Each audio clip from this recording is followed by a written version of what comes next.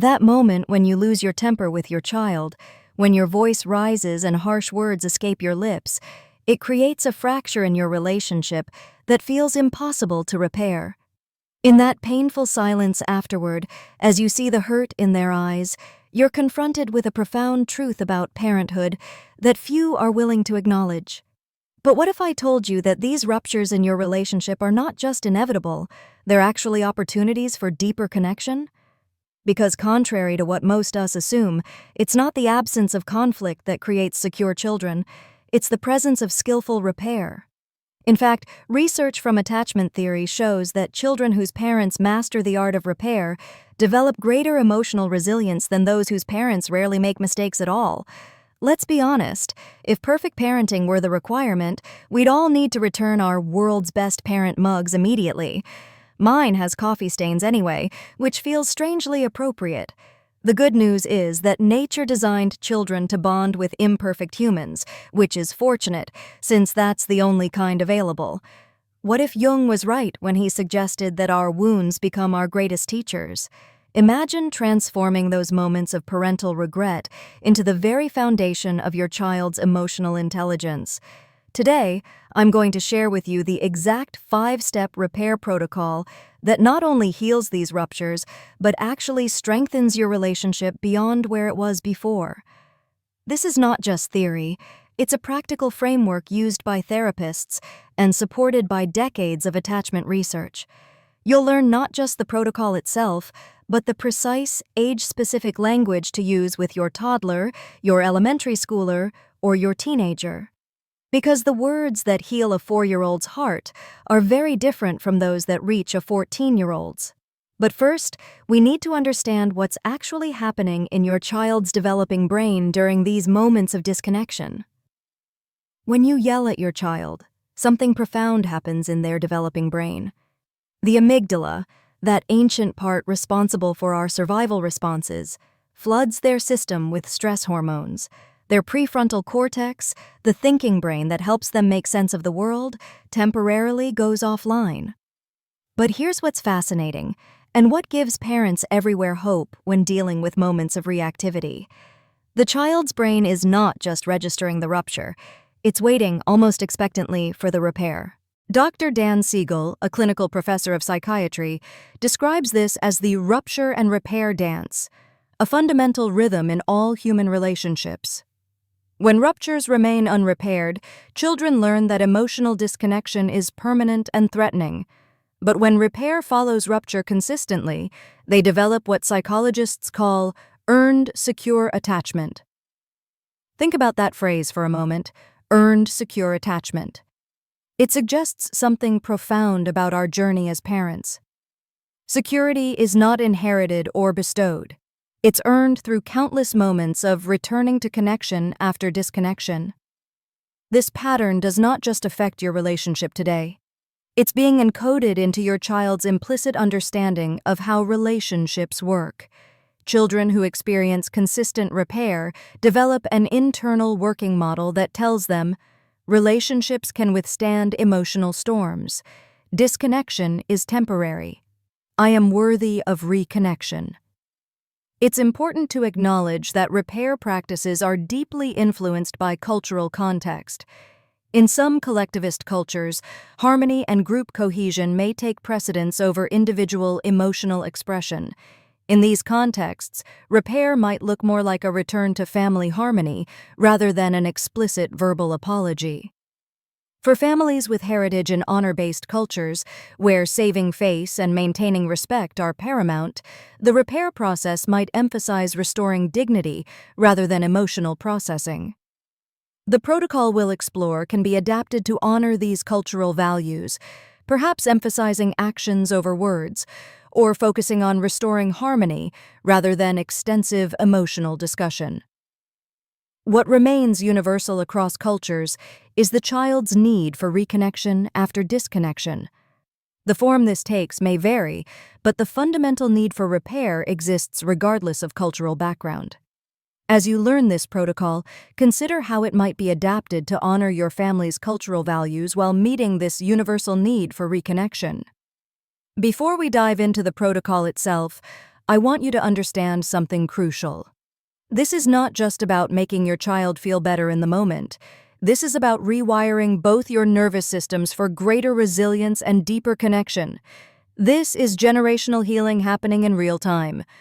Now, let's explore the 5-step protocol that transforms these painful moments into opportunities for profound connection. The first step in our repair protocol might surprise you because it has nothing to do with your child. It's about you. Before you attempt any repair, you must regulate your own nervous system first. This is where most repair attempts fail. When we're still dysregulated, still swimming in our own stress hormones, our attempts at connection come across as inauthentic. Children have exquisite attunement to our emotional states. They can sense the difference between genuine presence and performative apology. As the psychoanalyst Donald Winnicott observed, children do not need perfect parents. They need authentic ones. Your authenticity begins with honest recognition of your own emotional state. Here's a simple somatic practice we call the 90-second reset. Place one hand on your heart and one on your belly. Take 3 breaths that are twice as long on the exhale as the inhale. As you breathe, silently repeat, "I can handle this moment. This is temporary. I can respond with wisdom."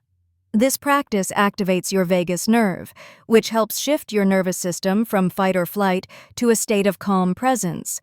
From this regulated state, you can approach repair with authenticity rather than reactivity. How long should you wait before initiating repair? This depends partly on your child's age. For toddlers, repair should happen relatively quickly, within 30 minutes if possible, as their sense of time is compressed. For older children and teenagers, giving space can be valuable, but I recommend not letting the sun set on disconnection. The key indicator that you're regulated enough to proceed is not the absence of all uncomfortable feelings. It's the presence of what neuroscientists call the observing self, that part of you that can notice your emotions without being completely identified with them. When you can say to yourself, "I notice I'm feeling shame about how I spoke to my child," rather than simply being consumed by shame, you're ready to move to step 2. Remember, this regulation step is not just preparation for repair, it's modeling emotional regulation for your child in real time. They're watching how you handle your own difficult emotions, and this becomes their internal template for emotional management. Of course, in real life, this regulation moment might look less like a peaceful meditation and more like hiding in the bathroom for 90 seconds while counting ceiling tiles. One parent described her regulation strategy as aggressive toothbrushing. Apparently, you can channel a lot of frustration into dental hygiene. Whatever works. The goal is not picture-perfect calm, but rather enough emotional regulation to avoid saying something you'll need to apologize for again. The key indicator that you're regulated enough to proceed is not the absence of all uncomfortable feelings. Once you've regulated your nervous system, the second step is to reflect with compassion, both for yourself and your child. This reflection is not about wallowing in guilt. It's about understanding what happened with clarity and kindness. As Carl Jung wisely noted, until you make the unconscious conscious, it will direct your life, and you will call it fate. This reflection step is about making the unconscious patterns conscious, so you can transform them rather than repeat them. Begin by asking yourself, what was happening for me before I yelled? Often, our reactivity has little to do with our child's behavior and everything to do with what psychologists call our emotional triggers, those raw spots in our emotional landscape that, when touched, provoke outsized reactions. Perhaps you were triggered because your child's behavior reminded you of something in your own childhood. Or maybe you were already depleted from work stress, lack of sleep, or relationship tension. Understanding your triggers does not excuse your behavior, but it does explain it. And explanation is the foundation of change. Next, reflect on what was happening for your child. What needs might they have been expressing through their behavior? Children rarely misbehave simply to annoy us. As the psychologist Ross Greene reminds us, kids do well when they can. When they're not doing well, something is getting in their way. Behind every behavior is a need or a feeling. Perhaps your child was seeking connection but did not know how to ask for it directly. Maybe they were overwhelmed by big emotions without the vocabulary to express them. Or possibly they were experiencing sensory overload, hunger, or fatigue that made self-regulation impossible in that moment. Understanding that children communicate through behavior, especially when they lack the words for complex feelings, transforms how we respond to challenging moments. This perspective shift from "what's wrong with my child" to "what's my child trying to tell me" is the foundation of compassionate parenting. This reflection process helps you distinguish between your child's intention and the impact of their behavior on you. This distinction is crucial for repair that does not inadvertently blame the child for your emotional reaction. Before moving to the next step, practice a moment of self-compassion. Place your hand on your heart and say to yourself, "This is a moment of pain. Pain is part of being human. May I be kind to myself in this moment." This self-compassion practice, developed by Dr. Kristen Neff, helps prevent the shame spiral that can derail effective repair. Remember, shame tells us, "I am bad," while healthy guilt tells us, "I did something that did not align with my values." We need guilt to motivate repair, but shame will only paralyze us. With regulation and reflection complete, you're ready to move to the most visible part of the repair process: reconnection. The third step in our protocol is where the visible repair begins: reconnecting with authenticity. This is the bridge-building moment that restores the relationship after rupture. Timing matters here. Choose a moment when both you and your child are calm and receptive. For younger children, this might be during a quiet play moment. For older children or teenagers, it might be during a car ride or while taking a walk. Situations where eye contact is optional can reduce the intensity for everyone involved. When you're ready to begin, move physically to your child's level. This might mean sitting on the floor with a toddler or sitting side by side with a teenager. This physical positioning communicates equality and respect, crucial elements of authentic repair. Now comes the apology itself. An effective apology has 3 essential components, and missing any of them undermines the repair process. First, name the specific behavior you're apologizing for. "I'm sorry I yelled when you spilled your milk this morning." Second, acknowledge the impact of your behavior. "I imagine that felt scary and might have made you feel like I was angry at you, not just the situation." Third, express your commitment to doing better.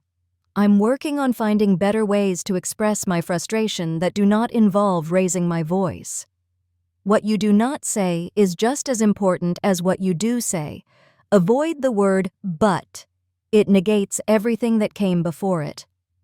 "I'm sorry I yelled, but you were not listening to me" is not an apology. It's a justification. Remember that nonverbal elements carry more weight than your words. Your tone, facial expression, and body language should all convey openness and sincerity. Children are exquisitely attuned to these nonverbal cues. They'll sense immediately if your apology is perfunctory rather than heartfelt. After you've spoken, create space for your child's response. They might need to express hurt feelings, ask questions, or simply process what you've said. This listening phase is crucial. It transforms your monologue into a dialogue, your apology into a conversation.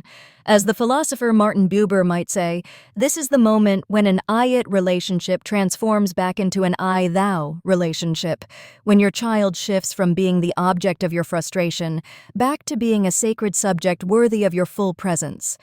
With the bridge of reconnection established, we move to the fourth step: restoration through action. Words matter in repair, but actions matter more.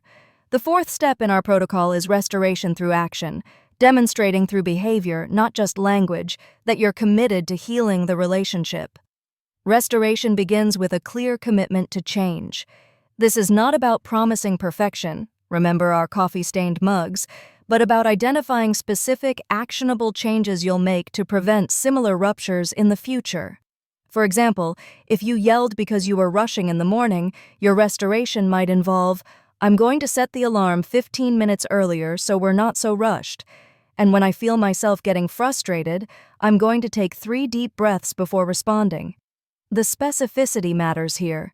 Vague promises like, "I'll do better," don't create the neurological safety your child needs to trust the repair process. Beyond individual incidents, consider establishing repair rituals in your family, consistent practices that help restore connection after disconnection. These might be as simple as a special handshake, a code word that signals "I want to reconnect," or a regular check-in time where relationship ruptures can be addressed. One powerful ritual I recommend is the connection before correction practice. Before addressing behavior that needs changing, ensure you've established a moment of genuine connection, eye contact, physical touch if appropriate, and emotional attunement. This sequence, connection before correction, rewires both your brains to associate feedback with safety rather than threat. If you're repairing after a pattern of reactivity rather than a single incident, be realistic about the timeline for rebuilding trust. As relationship researcher John Gottman has shown, trust is rebuilt gradually through consistent small actions, not grand gestures. Track your progress not by counting the ruptures, those will still happen, but by noticing how quickly you move to repair, how authentic that repair feels, and how it's received by your child. These are the true indicators of relationship health. Remember what the poet Maya Angelou wisely observed. People will forget what you said, people will forget what you did, but people will never forget how you made them feel. Your consistent restoration efforts create a feeling of safety that transcends individual incidents. Let's be honest, sometimes our restoration attempts can get a bit creative. One dad shared that after yelling about homework, he created what his kids now call the Dad Goes Bananas Fund, a jar where he puts $1 every time he loses his cool. The money funds their monthly ice cream outings. His kids report that they're conflicted about whether to hope for more money or fewer meltdowns. Family economics can get complicated. Beyond individual incidents, consider establishing repair rituals in your family. With restoration underway, we move to our final step, reinforcing the learning. The fifth and final step in our repair protocol transforms these difficult moments into powerful learning opportunities for both you and your child. This step is about reinforcing the learning that emerges from the repair process. Once the emotional connection has been restored, find an appropriate moment to have what I call an integration conversation. This is not about rehashing the rupture, but about extracting wisdom from the experience. For younger children, this might be as simple as, "I noticed that when I took some deep breaths, I felt calmer. Did you notice that too?" This plants the seed that emotions can be managed, not just endured. For older children, you might ask, "What do you think we both learned from what happened?" This invites them into a collaborative meaning-making process that develops their emotional intelligence. These conversations model what psychologists call a growth mindset, the belief that challenges are opportunities for development rather than evidence of fixed deficiencies. When you frame ruptures and repairs as learning opportunities, you transform what could be traumatic experiences into formative ones. Celebrate repair successes, however small. You might say, "I'm proud of us for finding our way back to connection," or "I notice we're getting better at talking about hard feelings." This positive reinforcement strengthens the neural pathways associated with repair. As you become more attuned to your patterns, you'll start to recognize your triggers before they activate a full stress response. This pattern recognition is the foundation of prevention. You might notice, for instance, that you're more reactive when you're hungry, sleep-deprived, or feeling criticized. Develop preventive practices based on these insights. If you know you're reactive when rushed, build time buffers into your schedule. If you're triggered by certain behaviors, develop specific response plans before those situations arise. The philosopher Heraclitus said, "No man ever steps in the same river twice, for it's not the same river and he's not the same man." Each repair cycle transforms both you and your relationship. You're literally rewiring your brain for greater patience, presence, and peace. Now, let's explore how to adapt this protocol for children of different ages, with specific language you can use starting today. Repairing with toddlers and preschoolers requires simplicity, brevity, and physical connection. Their developing brains process emotional information primarily through nonverbal cues and concrete language. When approaching repair with your young child, get down to their physical level, maintain a gentle tone, and keep your language simple. Here's an example of effective repair language. Mommy's loud voice was scary. I'm sorry I yelled. Mommy was feeling frustrated, but it was not okay to yell. I love you even when I feel frustrated. Notice the simplicity, short sentences, basic emotion words, and clear connection between the feeling and the behavior. With young children, physical reconnection is essential to effective repair. Offer a hug, but do not force physical contact if they're not ready. For very young children, puppet play can be an effective repair tool. You might use a puppet to say, "Sometimes Mommy Bear gets growly, but she always comes back to say sorry and give love." This playful approach helps children process the experience without feeling overwhelmed. Remember that toddlers and preschoolers need your help to regulate their emotions during the repair process. If they seem dysregulated, perhaps crying or avoiding eye contact, focus first on co-regulation before moving to verbal repair. This might look like gentle rocking, humming, or simply sitting quietly together. As Dr. Tina Payne Bryson notes, connection is protection for the developing brain. Your physical presence and attunement do more to repair the relationship than any words could. With elementary-aged children, repair conversations can be more detailed, incorporating greater emotional vocabulary and some collaborative problem-solving. For children ages 6 to 11, effective repair language might sound like, "When I yelled about the spilled milk this morning, I was feeling overwhelmed because we were running late. That was not fair to you. Accidents happen to everyone. I'm working on taking deep breaths when I feel stressed instead of raising my voice. Is there anything you want to tell me about how you felt when that happened?" Notice how this script acknowledges specific feelings, takes clear responsibility, offers a concrete alternative behavior, and invites the child's perspective.